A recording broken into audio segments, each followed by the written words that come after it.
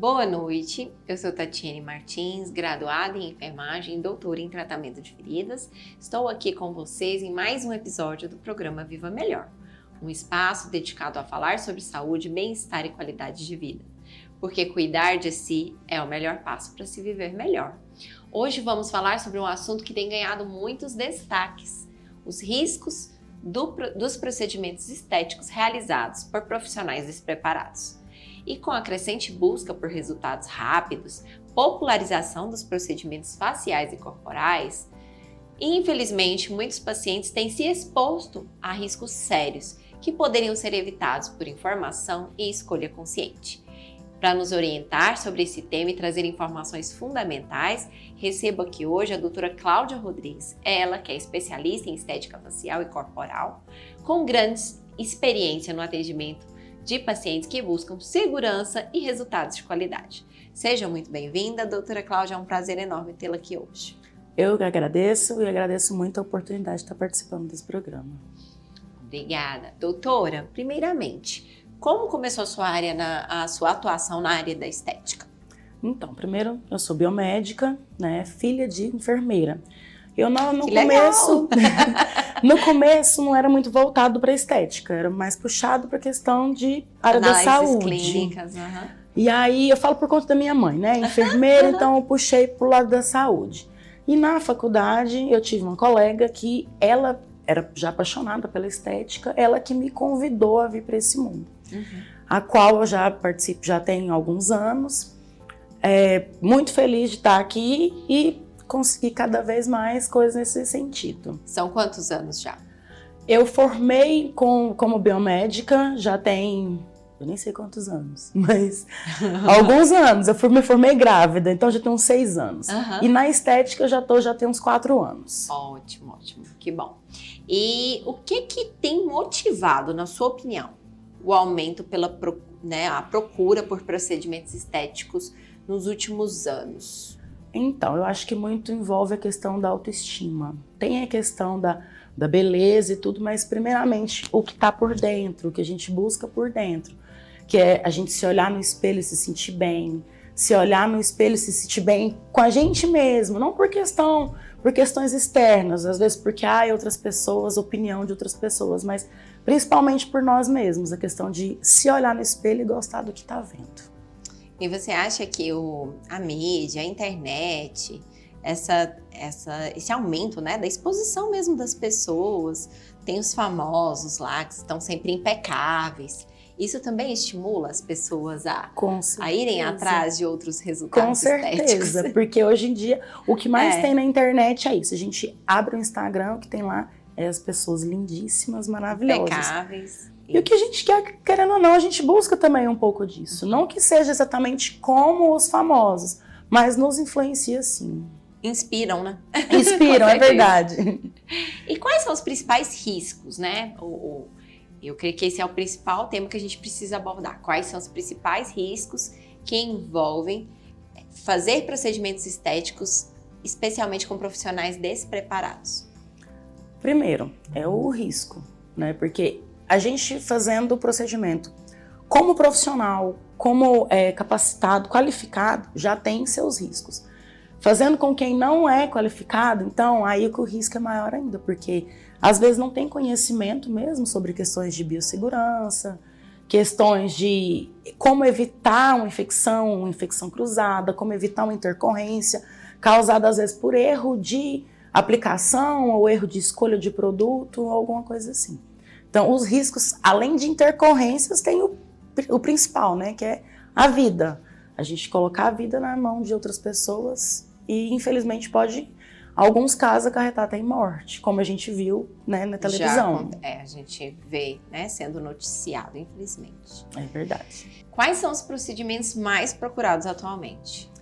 Então, atualmente tem mais se falado e mais procurado a estética regenerativa. O que é isso? É diferente da estética de há um tempo atrás, porque não tem como falar de hoje sem falar do ontem, né? Há um tempo atrás estava muito a questão de excesso de preenchimentos, excesso de produtos, excesso de o tudo. pessoal até brinca, né? Demonização. Demonização, desarmonização.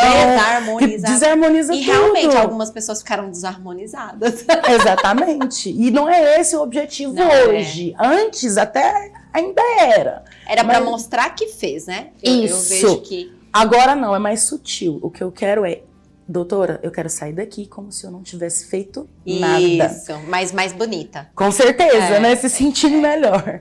E aí, hoje em dia, o que é mais procurado? A estética regenerativa, que é aquela estética que trabalha mais a qualidade da pele, trabalha mais a qualidade dos procedimentos em si. O tratamento não é para simplesmente modificar o rosto ou o corpo da pessoa, mas realçar o que há de melhor, realçar o que há de mais belo nessa pessoa, trazendo naturalidade. Bioestimulador seria um deles? Bioestimulador seria um deles. Que legal. Microagulhamento também, que está muito em alta, com aplicação de diversos ativos, como PDRN, exossomos. Sim. E vários que fazem parte da estética regenerativa. Excelente, excelente. E quais complicações a senhora já viu acontecer com pacientes por buscar profissionais despreparados, talvez pelo preço, por exemplo? O principal, que eu falei, né, é a vida mesmo, que a gente já viu pessoas passando na televisão que perderam a vida mesmo por conta de profissional. Profissional não, desculpa. Pessoas que se dizem profissionais, mas que não têm qualificação alguma. Tem a questão da intercorrência. Na faculdade, nos cursos, nas qualificações que a gente tem sempre aprendizado como tratar as intercorrências, como ter um primeiro socorro ali com a pessoa, como ter um atendimento com a pessoa sem exatamente depender de um socorro, porque às vezes não chega a tempo. A principal intercorrência é o choque anafilático? Ou não? Existem outros casos? Não, existem vários outros. Isso que eu digo é o mais grave. Mas, por exemplo, um botox aplicado numa localização errada pode deixar a pessoa com a ptose, que é o olho caído. Ou no rosto, dependendo, vai sorrir mais para um lado do que para o outro. Num preenchimento labial, por exemplo, pode chegar a acontecer necrose. Coisas que são reversíveis, que tem tratamento ainda se for avisado antes. Se a pessoa simplesmente foi embora e não avisar o profissional, não ter contato com o profissional, entendi, aí acaba piorando a situação. E uma situação de real emergência, como é a anafilaxia, como o choque anafilático, existe... essa é a principal intercorrência que eu falo? Não, isso eu falo isso é a pior, né? Eu falo assim, principal, não principal. É a pior intercorrência? Isso, a pior. Sim. E aí eu vi que está crescendo o número de profissionais que fazem, inclusive, o treinamento para suporte básico de vida ali naquela situação, né? Eu acho que é até obrigatório. Na grade da faculdade a gente tem que ter, né, a grade obrigatória também tem primeiros socorros. Mas tem muita coisa que a gente tem que buscar por nós mesmos. Cursos mesmo, por fora. Se pode acontecer, tudo, tem que estar preparado. Tem que procurar, tem que buscar. Porque na hora da intercorrência... A gente nunca sabe que horas que vai ser. Tem que estar preparado o tempo todo. É importante ressaltar que às vezes a população, ela cria uma ideia de que a assistência toda... Talvez no hospital, talvez que seja uma vacina, né? A população às vezes cria uma ideia de que nada é possível de acontecer, mas não, a assistência à saúde, ela tem, né? A gente estuda tudo em relação à segurança do paciente, em relação a como minimizar muitas coisas sobre biossegurança, controle de infecção, mas por si só, uma assistência ao corpo humano, né? A gente tem ali, sim, determinadas situações que podem acontecer, né? Então, tem que estar preparado o máximo possível para não acontecer e, se acontecer, ter como reverter a situação. Exato. Né? Com certeza. E quais sinais indicam que um procedimento foi mal executado? Então, um deles é o que eu falei, né? Por exemplo, no caso de botox. Uma ptose. Ou... O que seria ptose? Explica para o pessoal. Ptose é quando aplica no lugar errado e cai. Ptose é o mesmo que queda, cai o olho. Então não a é pessoa que não cai a consegue, pele. na verdade, mover a pálpebra. Isso. Ele fica com o olho fechado. Isso, exatamente, a pálpebra. Ai, gente, isso não é algo que alguém quer ter quando vai fazendo Só botox. Que É possível o Botox não é eternamente, né? Então, o efeito dele vai durar ali em 4 meses. Mas não tem como reverter, né? Tem coisas... Antes dos 4 meses. Tem coisas que a gente vai fazendo e que vai diminuindo, Entendi. sim, o efeito. Sim. Mas não 100% no primeiro instante. Algum tratamento específico? Isso, como por exemplo, um preenchimento labial. Se fez um preenchimento labial e ocorreu ali uma compressão de uma artéria labial, a gente vai ver na hora que ficou branco. O normal é não ficar branco. O normal é não ficar branco, mas se acontecer, a gente tem uma técnica que a gente massageia, aperta e vê o fluxo sanguíneo voltando ou não para o lugar. E aí, quando acontece a compressão, a gente pode vir e utilizar de hialuronidase, que é uma enzima que vai degradar o ácido hialurônico injetado. Perfeito. Já o Botox não tem o que fazer de antídoto, né? Não. Imediatamente esperar 3 não. meses com alguma coisa no meio. Vai parecer que vai ser 1 ano, o que é o efeito que a gente espera 6 meses, não vai ter em 6 meses, só o que foi errado. E aí não vai ser devagar, vai ser bem lento. Bem lento. Não vai ser rápido, vai ser bem lento, né? Porque a gente reclama que o Botox... Meu Deus, mas eu fiz ontem, já acabou o efeito. Nesse caso aí vai demorar bastante. Vai demorar, porque tá incomodando, porque né? Tá incomodando, justamente. A senhora pode explicar a diferença entre o procedimento minimamente invasivo e os invasivos? Qual que é a diferença entre esses termos aí? Invasivo é falado que atravessa orifícios do corpo humano. Já o minimamente invasivo, ele só vai na pele, ele não vai atravessar a camada da pele. Ele vai ser tratado na pele, porque a gente está tratando pele. Então, o produto vai ser injetado na pele, não vai ultrapassar a pele para entrar em outros órgãos dentro do nosso corpo. Ali, epiderme, derme só. Só. Acaba sendo, na nossa cabeça, menos complicado. Isso. Né? E é realmente, né? E é realmente. Ok. E qual que é o papel da formação acadêmica, das especializações e nessa questão da segurança do paciente, né? Na qualificação profissional? Principalmente a questão da intercorrência, porque a intercorrência pode acontecer, mas o objetivo principal é evitar ao máximo. E na formação acadêmica a gente tem conhecimento sobre como evitar, como tratar e também como, até se for o caso, socorrer ali na situação. Uma anatomia bem feita, uma semiologia bem feita, né? Você comentou de ver o sinal da boca esbranquiçada. Isso. Isso é semiologia e semiotécnica pura, né? Saber avaliar o fluxo sanguíneo no local. Saber a oxigenação o que você está aplicando ali que não está entrando num orifício que você não gostaria. Não está entrando dentro de uma artéria, não está entrando, pegando um vaso. Sabendo as estruturas, né, anatômicas do Saber rosto. certinho para como não aplicar num lugar errado. Justamente. Perfeito, doutora. E como os pacientes podem confirmar se o profissional está habilitado? Porque nós estamos falando aqui, né, desse problema de ter pacientes que às vezes, na maioria das vezes por preço e desinformação, vão atrás de profissionais que não têm essa devida qualificação. E como que ele fica sabendo? Primeiro porque nas redes sociais todo mundo é perfeito. É isso que eu ia falar. Você foi na chave. Todo mundo é perfeito. É exatamente isso. A primeira coisa que tem que ser observado não é número de seguidores, não é número de fama ali na internet. Nem se a clínica é extremamente elitizada. Exatamente. Primeira coisa, todo paciente tem direito, e eu acredito que até dever, de procurar saber melhor sobre a vida desse profissional. De que forma? Eu, por exemplo, sou biomédica. Então, no site do Conselho Regional de Biomedicina, a pessoa pode colocar lá o meu nome, que vai aparecer lá o meu registro, o meu número de registro no conselho, se eu respondo a processo, se eu não tenho processo, há quanto tempo que está lá, eu não sei se sai exatamente essa informação. Mas aparece lá, que eu acho que é o principal, que a gente tem registro e que não tem processo. E isso não só para mim, que sou biomédica, para outros profissionais que também têm conselho, e os que não têm conselho, eu acredito que deve ter algum órgão que fiscaliza eles, ou até mesmo pela lei federal. Mas o paciente tem o direito de saber sobre o profissional, tem o direito de saber principalmente também sobre os produtos, porque os produtos devem ter registro, devem ter passado por todo o Porque teste para a intercorrência poder... também pode vir através de um produto. Através de um produto, exatamente. Nem sempre é só pelo profissional que não tem qualificação, mas também a questão dos produtos. Então, o profissional pode mostrar para ele e ele deve pedir para o profissional, me mostra a data de validade do produto, se tem registro na Anvisa, no lote ali tem o lote, fabricação, tudinho. Isso mesmo. E os preços muito baixos, eles sempre devem gerar essa desconfiança mesmo? Sim, infelizmente sim, porque a gente não trabalha só com produto, a gente trabalha com vida e tudo tem um risco.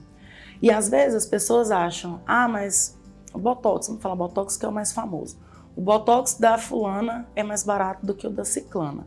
Mas a fulana às vezes se preocupa com a sua dor, se preocupa com o anestésico, se preocupa mais com a sua saúde, os riscos que tem por trás do procedimento do que simplesmente só com o resultado.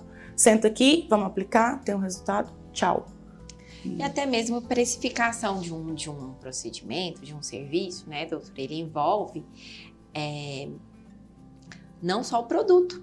Então, quando a gente vai precificar um serviço, né, você tem que colocar ali o tanto que você já estudou até aquele momento, também a sua experiência, o seu investimento em aparelhos para criar, né, o próprio local que você atende, é uma experiência para o cliente. Exatamente. Então, isso tudo inclui na precificação. Não adianta a gente pensar que é só aí o produto. volta na questão da qualificação, né? Que o profissional qualificado, ele tem mais valor, né?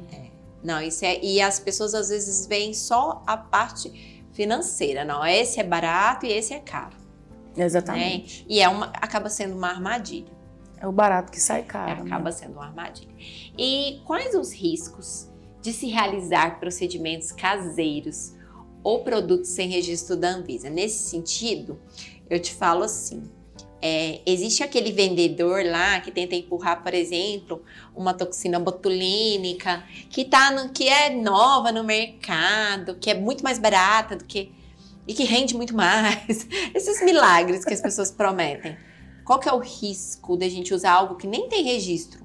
Contaminação, infecção, o que leva... Primeiro que é proibido, né, doutora? É importante isso. ressaltar, é proibido. Totalmente proibido. Gente, não entre nessa, é latada. Proibido. Proibido. Tanto que tudo a gente tem que ter lote de Anvisa, registro da Anvisa, tudo, porque quando eu faço uma aplicação em você, quando eu faço uma aplicação em você, na sua ficha de anamnese, eu preciso preencher lá a data de fabricação e o lote de fabricação de qual produto que foi injetado em você, aplicado em você. Então, assim, é fácil a gente falar, estou vendendo um produto, mas e depois? Porque o risco de não ter resultados é o menor, pode não ter resultado. É o melhor dentro de um contexto tão perigoso. Esse é o menor, mas e a questão? Vem, depois gera uma necrose ali naquela pele por conta de uma infecção, por conta de uma contaminação. Às vezes você não sabe o que tem lá dentro. Como é que você vai confiar num produto que você nem sabe o que tem? Isso. Não dá. Ali a gente tem, quando a gente compra com como é que fala? Com distribuidor de segurança ou diretamente da fábrica, a gente sabe como foi armazenado aquele produto, a gente sabe como foi transportado aquele produto. Os critérios da fabricação, né? A gente tem a certeza de que está dentro dos critérios. Isso. Agora, trabalhando com uma coisa que não é permitida, a gente não sabe, não tem como saber. Então, gente, é proibido, extremamente perigoso. E, doutora Cláudia, a senhora atende procedimentos faciais? Quais são os mais comuns que as mulheres, homens, né? Hoje em dia tem muitos homens, ainda, assim, o público masculino tá bem vaidoso. Tá demais. Quais são os principais procedimentos estéticos faciais? Principalmente hoje, que tá em alta, é a estética regenerativa. É bioestimulador de colágeno, botox, preenchimento mais sutil, não tá mais aquele preenchimento exagerado, elevado, né? Então, um preenchimento mais sutil, que dê ali uma leve harmonização, sem exagerar sem exagerar o rosto, sem aumentar demais o rosto. É isso, os mais que tratam a pele, é mais a questão de tratar a pele, reposicionar a pele ali, porque as pessoas querem parecer mais jovens, sem parecer que fizeram procedimentos. Doutora, e uma dúvida. chega uma mulher e ela pede uma quantidade de preenchimento labial que não vai ficar harmônico, mas é o que ela quer. Como que maneja a vontade e o resultado que não vai ser exatamente o que ela quer? Exatamente o que ela quer. Primeiro, a gente trabalha principalmente com preenchimentos, é questão de construção. Não dá para mim simplesmente vir e já colocar 3 ml de uma vez. Primeiro porque o tecido nem suporta, a pele ali da boca nem suporta esse volume todo. Então tem que ser alinhada a expectativa com ele ali na anamnese. Porque a gente faz ali toda a avaliação e tudo. E na anamnese tem que ser muito bem alinhado isso entre profissional... Expectativa e realidade. Isso, expectativa e realidade, exatamente. Até porque um preenchimento labial tem um inchaço, ocorre ali um edema que a pessoa vai embora com um volumão ali. E ela fala, nossa, às vezes é isso que eu quero. Ou às vezes ela fala, nossa, que susto, não era isso tudo que eu queria. Então, a pessoa tem que entender que aquele resultado não é o que vai ser o final. Tem o processo de inchaço e depois o processo para desinchar. E aí a gente vai moldando e vai vendo como vai ficar de fato o resultado. Então, depois de um tempo, faz 1 ml, aguarda um tempo, ali, uma semana, 15 dias, dependendo de desinchar cada totalmente, paciente, desinchar para totalmente. analisar como que ficou, para depois partir para aumentar ou não. Isso, e gradativamente, nunca de uma vez. Eu acho que o que acontecia também com muitas é porque queriam, que exageraram, né? É porque na cabeça, às vezes, da pessoa, aquele bocão de 3 ml ficaria harmônico com o rosto dela. Às vezes ela achava que tinha boquinha de menos. Existe uma medida que vocês fazem para ter certeza? Não é que para ter certeza, não é isso. Mas do que é aconselhado entre um tamanho de boca para um rosto de um determinado formato? Não tem uma medida exata, porque cada rosto é um rosto, cada face é uma face, cada lábio é de uma forma. Então tem gente que vai precisar mesmo de 2, 3 ml. Tem gente que meio ml já faz diferença. Porque já tem boca. Porque já tem boca, já tem um desenho, já tem um lábio bem contornado, então às vezes não precisa de tanta coisa. Já tem outros que de fato vão precisar assim dos 2, 3 ml. Mas gradativamente. Certo, entendi. E no caso dos procedimentos corporais, quais que tem maior procura? Já até sei. Emagrecimento, gordura localizada. E agora também que está muito em alta, preenchimento de glúteo. Para aumentar ou para melhora do aspecto da celulite? Também tem As a questão duas do coisas. aspecto da celulite, tem a questão da volumização, tem a questão da pessoa que quer mudar um pouco ali o formato. E aí é a mesma substância do rosto? É a mesma no sentido de ser o ácido hialurônico. Mas são outras formulações. Outras formulações e também quantidades maiores. Mas muito também maior, fico muito pensando maior. nisso. Mas também hoje em dia se faz muito o bioestimulador de colágeno, também corporal. Porque ele também melhora dá o uma aspecto firmeza. da pele. Sim. Isso, exatamente. Sim. Excelente, né? Tendo dinheiro, gente, tudo dá certo. Vamos aproveitar. E como que é feita essa avaliação antes de indicar um tratamento para o paciente? Vamos lá no começo, na questão da expectativa. Já começa aí. E também a anamnese. Vamos fazer toda uma avaliação. E aí entender o que realmente incomoda essa paciente. Porque às vezes o que está te incomodando não é o que está me incomodando e vice-versa. Então precisa alinhar a expectativa, saber o que a pessoa gostaria de tratar, o que a pessoa gostaria de melhorar. E a partir daí a gente vai traçar o planejamento de quantas sessões, de cada procedimento, de cada pessoa individualmente. Lembrando que tem situações, por exemplo, a gestação e a lactação são proibidos, né? Procedimentos totalmente invasivos. A gente costuma falar que grávida é só beijinho, carinho e pode fazer tchau. nada. Porque é muito a questão, tem muito processo alérgico, às vezes a questão hormonal também desenvolve um melasma, desenvolve outras coisas e querendo ou não, as pessoas associam tudo ao procedimento estético. Sim. Às vezes nem foi o procedimento estético, mas A gente tem que ser o mais suave possível, se Até o tratando de produto gestantes. que for utilizado na limpeza de pele tem que ter muita Não pode ter atenção. ácido, Isso. tem que ser o mais simples possível, o mais básico possível, o mais Melhor não fazer manual. nada, né, gente? Melhor passar só protetor solar e lavar o rosto. É bem. beijinho e carinho. Vem cá que eu te dou um beijo e tchau. Faça disso não. Com certeza. Doutor, o papo tá muito bom, mas nós precisamos fazer um rápido intervalo comercial. E você, telespectador, não saia daí que nós voltamos já já.